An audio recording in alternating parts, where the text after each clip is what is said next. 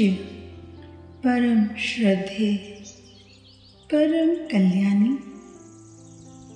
मेरे परमेश्वर, मेरे सर्वेश्वर, मेरे ज्ञानेश्वर, मेरे योगेश्वर, मेरे प्राण, मेरी श्वास, मेरा हृदय, अनंत मंगलकारी, परम कल्याणकारी, समस्त प्राणियों के दुखों को हरने वाले, अखिल ब्रह्मांड के नायक, राजाधिराज, मेरे श्री गुरुराज, हम सब के प्यारे बड़े बाबा जी, अवधूत भगवान श्री नित्यानंद जी के पावन श्री चरण कमलों में अनंतानंत वंदन, अनंतानंत वंदन। मेरे प्रिय साधकों, आज से हम चिदाकाश गीता को अपने पूर्ण मूल रूप में श्रवण करेंगे। चिदाकाश गीता मेरी परम पूज्य बड़े बाबा जी की वह ब्रह्मवाणी, वह दिव्यवाणी जो उन्होंने अपने साधना काल के उच्चतम अवस्थाओं में संसार के कल्याणार्थ कही थी, जिसे परम पूज्य बड़े बाबा जी की परम भक्त तुलसी अम्मा ने लिपिबद्ध कर दिया और यह दिव्य ज्ञान हम सब के जीवन में श्री गुरु का दिव्य प्रसाद बनकर, दिव्य आशीर्वाद बनकर नित्य बरस रहा है। हर गुरुवार को प्रायः मेरा मौन रहता है, उसमें ज्यादातर मैं चिदाकाश गीता या उत्तराध्यान सूत्र को थोड़ा सा पढ़ती हूँ और फिर अनायास ही मानो समाधि अवस्था में पहुंच जाती हूँ, जहाँ पर श्री गुरु के अत्यंत गुड़ और रहस्यमय ज्ञान स्वयं अपने रहस्यों को उजागर करके मुझ पर निरंतर अपनी कृपा बरसा रहे होते हैं। और जैसे जैसे रहस्य उजागर होते हैं, मेरी अवस्था उच्च से उच्चतम होती चली जाती है। चिदाकाश गीता वह दिव्य ब्रह्मवाणी है जो तुम्हारी आत्मा को अपनी परम अवस्था में स्थित करने की शक्ति रखती है। चिदाकाश गीता केवल मेरे श्री गुरु की दिव्य वाणी नहीं है, वह परम शक्ति है जो मेरे भीतर निरंतर स्थापित होकर मेरा सतत कल्याण कर रही है। श्री गुरु कितने कल्याणी होते हैं, हमारा कितना ख्याल रखते हैं। श्री गुरु स्वयं एक दिव्य शक्तिपीठ है जो निरंतर शक्तिपात करते ही रहते हैं। यह एक शिष्य के निज पर निर्भर करता है कि वह इस शक्तिपुंज को, इस शक्तिपीठ को, इस दिव्य शक्ति के महासागर को कहाँ स्थान देता है, कितना स्थान देता है। सामान्यतः एक शिष्य श्री गुरु जैसी महाशक्ति को धारण करने की चेष्टा तो करता है, परंतु पूर्ण रूप से धारण नहीं कर पाता। संसार में रमन करने वाला शिष्य अपने श्री गुरु को अपना सर्वस्व नहीं मान पाता, यही चूक जाता। प्रायः लोग यही चूक जाते हैं, इसीलिए वे उस महाशक्ति के महासागर से बूंद में ही संतुष्ट हो जाते हैं। मेरे प्रिय साधकों, इस संसार में सब मिथ्या है, सब नश्वर है। तेरे भीतर जो ईश्वर बैठा है उसे अनदेखा न कर। श्री गुरु ही वह परम कल्याणी शक्ति है जो तेरी आत्मा को परमात्मा स्वरूप में स्थापित कर सकती है। जन्मों जन्मों से भटक रहा है, इस योनि से उस योनि में, इस शरीर से उस शरीर में, अनंत कालों से भटकती, अनंत दुखों में लिपटी इस आत्मा को श्री गुरु रूपी सहारा मिल गया है। अनंत कालों के दुखों का अंत कर अक्षय आनंद का राजमार्ग मिल गया है। हे मेरे प्रिय साधकों, अपने इस मनुष्य जन्म का सम्मान करो, सत्कार करो। यह अत्यंत दुर्लभ मानव जीवन तुम्हें भोग विलास में लुप्त होने के लिए नहीं, अपितु आत्म कल्याण के लिए मिला है। इसका पूर्ण सम्मान करो, इसका पूर्ण सदुपयोग करो। हे मेरे प्रिय साधकों, चिदाकाश गीता रूपी इस दिव्य वाणी का नित्य श्रवण करना, इस दिव्य वाणी में नित्य रमन करना, इस दिव्य वाणी का नित्य चिंतन करना।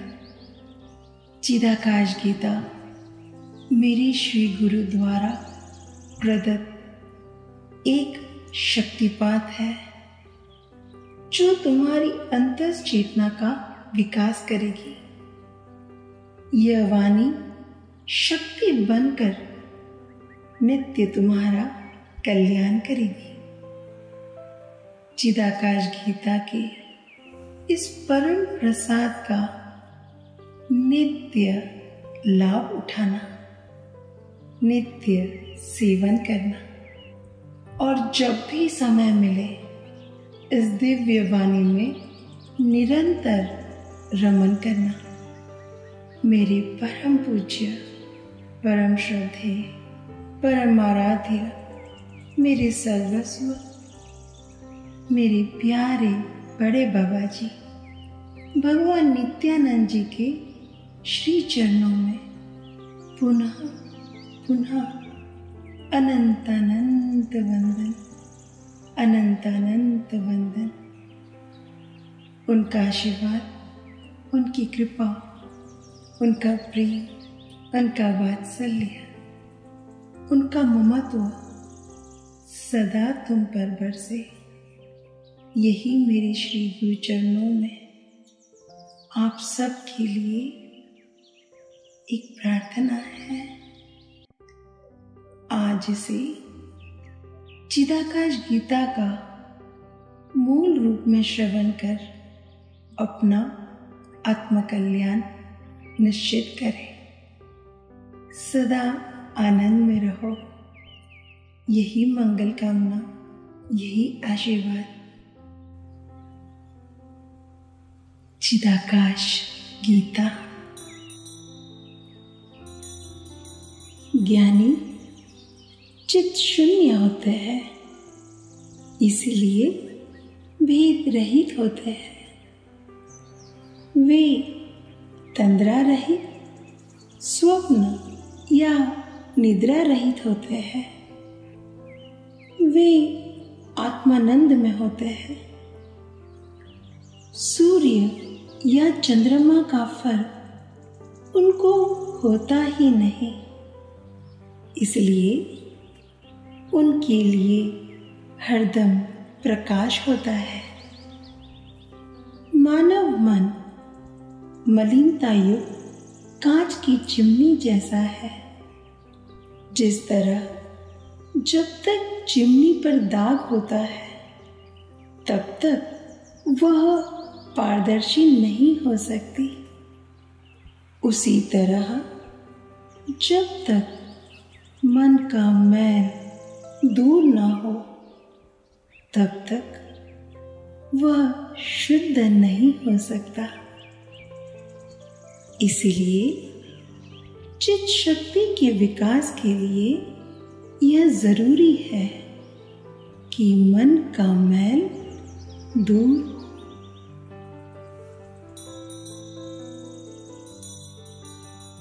मानव शरीर में 3 नाड़ियां होती है, सुषुम्ना, ईड़ा, पिंगला।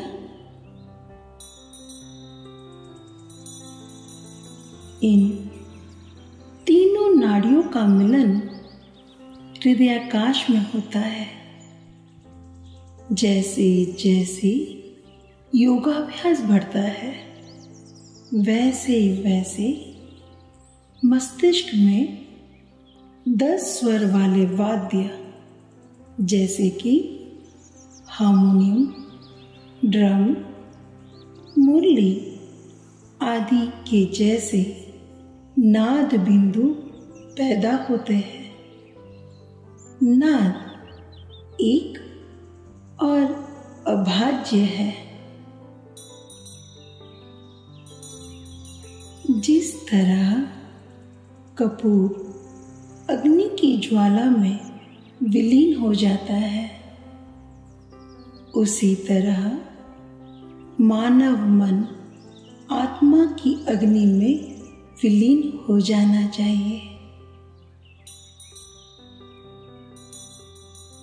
नारियल जब अपनी खोल से अलग होता है तब उसे हिलाने पर निस्तेज आवाज आती है। उसी तरह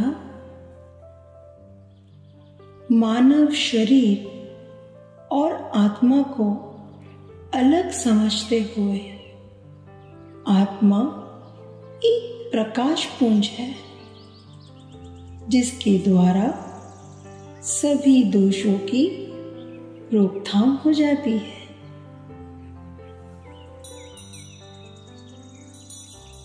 हम कुएं में से बाल्टी से जिस तरह पानी खींचते हैं उसी तरह सांस लेनी चाहिए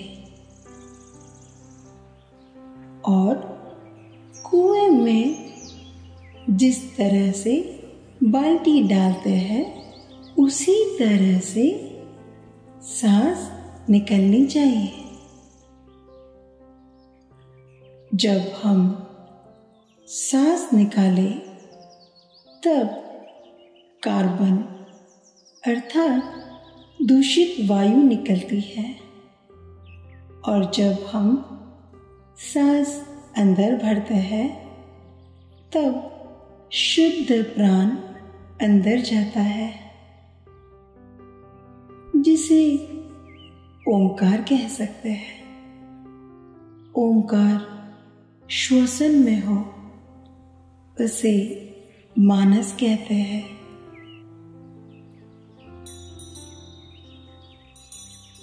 मनस जीव है, लेकिन उनके स्थान अलग है। जीवात्मा ही परमात्मा है। पुरुष और स्त्री को शिक्षा देनी चाहिए। शिक्षा का अर्थ क्या है? जीव को उस रहस्य का पता होना चाहिए कि वह परमात्मा है।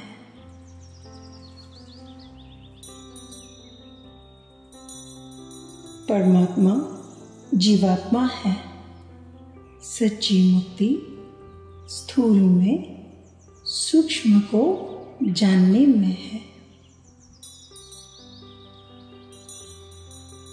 हमें स्थूल निद्रा का त्याग करना चाहिए और सूक्ष्म निद्रा करनी चाहिए।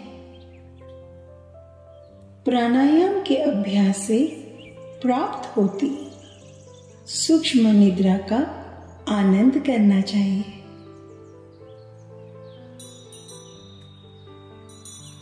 जब हम ऊर्ध्वगामी श्वास लेते हैं तब घड़ी के अंदरूनी चक्रों की तरह प्राण अंदर गति करता है।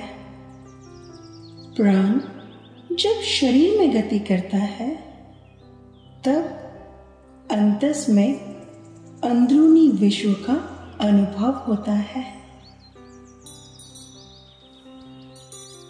जिस तरह जब हम पानी से भरे हुए घड़े के भीतर पानी में देखें तब उसमें आसमान का प्रतिबिंब दिखाई देता है। उसी तरह जब हम अंतर्दृष्टि करें तब अंदरूनी चेतना का विशाल आसमान दिखाई देता है। सुवर्ण पात्र में या मिट्टी के बर्तन में बनाया गया आहार हो, फिर भी कुत्ता कोई भेद किए बिना वह खा लेता है। समुद्र के लवण युक्त पानी में जैसा प्रतिबिंब सूर्य का पड़ता है, ठीक वैसा ही प्रतिबिंब पहाड़ों पर तालाबों में पड़ता है। हम यह बात केवल आंखों से देखें यह काफी नहीं, अपितु उसका अनुभव भी प्राप्त होना चाहिए।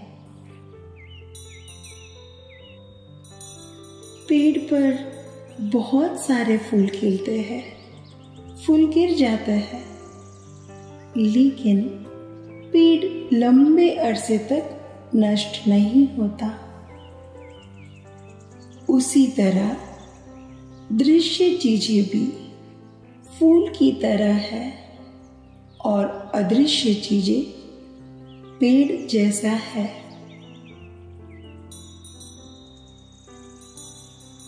माचिस की डिब्बी में तिलिया होती है, लेकिन वह अग्नि तभी पैदा कर सकती है जब उसे माचिस की डिब्बी के साथ घिसा जाए।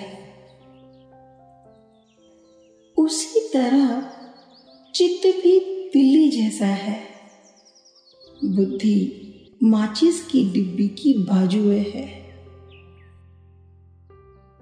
जब चित्त और बुद्धि एक दूसरे के साथ घिसते हैं तब आत्मा का प्रकाश पैदा होता है। उसका तेज जन्म मरण के चक्र से मुक्ति जैसा है। मनुष्य को मान अपमान की ओर लक्ष्य नहीं देना चाहिए। अपने शरीर के लिए कम से कम प्यार होना चाहिए। ऐसा मनुष्य ही सर्वशक्तिमान को यत्र तत्र सर्वत्र देख सकेगा। सर्वोत्तम प्रकाश और ब्रह्म तेज दोनों एक समान है। जिस तरह लकड़ी एक मूल तत्व है जिसमें से बैठने के लिए टेबल कुर्सी बनाई जाती है, उसी तरह ब्रह्म मूल तत्व है जिसमें से अनगिनत विश्व का उद्भव होता है। मानस और आत्मा लोगों के हिसाब से समान है। ब्रह्मांड के अंतिम चरण में यह बात सही है, लेकिन उसके पहले चरण में दोनों की सांसें, सोचने और मनोभाव में फर्क है। अग्नि, वायु, जल और पृथ्वी सबके लिए आम है। उसका उपयोग पूरा जनसमाज करता है। कुएं का पानी कुएं से खींचे जाने के बाद ब्राह्मण, शूद्र, बच्चे, नात जात, उम्र के फर्क को सोचे बिना सब करते हैं। मानस तिल के जैसा है, बुद्धि तिल की चक्की जैसी है और अमृत उसमें से निकलता तेल है। बुद्धि राजा है, मन प्रधान है। प्रधान को हरदम राजा के अधीन रहना चाहिए।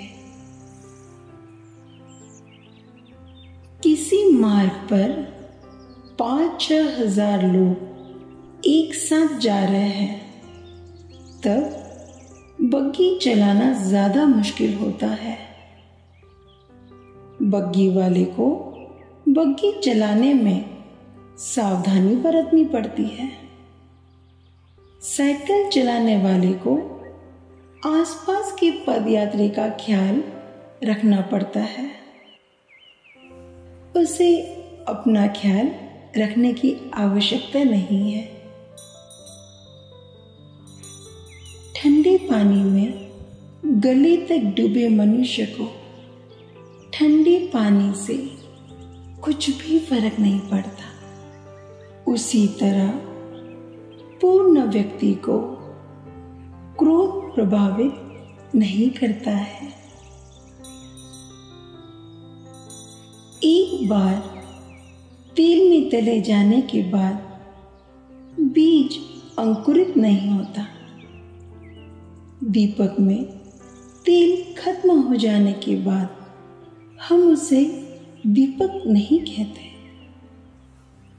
जब आदि नारायण सूर्य तप रहा है, तब वायु दीपक ज्यादातर धुंधला लगता है। सूर्य दुनिया को प्रकाश देता है। मानस को राजा माने तो बुद्धि को प्रधानमंत्री कहा जा सकता है। पेड़ों पर फूल ना खिले तो वे सुंदर नहीं लगते। बिना कारण कोई परिणाम नहीं होता। अंधकार में भी प्रकाश उपस्थित रहता है। अज्ञान अंधेरा है, ज्ञान प्रकाश है। मनुष्य को अपना आत्मनिरीक्षण करना चाहिए। हमने जहां से यात्रा शुरू की है वही वापस जाना चाहिए। हमें उधार ली हुई चीजें वापस करनी चाहिए। मेरे प्रिय साधकों, परम पूज्य, परम श्रद्धेय बड़े बाबा जी अवधूत भगवान नित्यानंद जी द्वारा कहे एक एक शब्द समस्त ब्रह्मांड के लिए परम कल्याणकारी है, परम हितकारी है।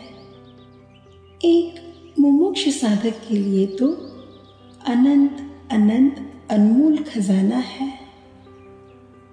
ऐसा दिव्य चमत्कारी खजाना जो तेरा तो कल्याण करेगा ही, तेरे कुल का, तेरे परिवार का, तेरे द्वारा अनंत अनंतों का कल्याण करेगा।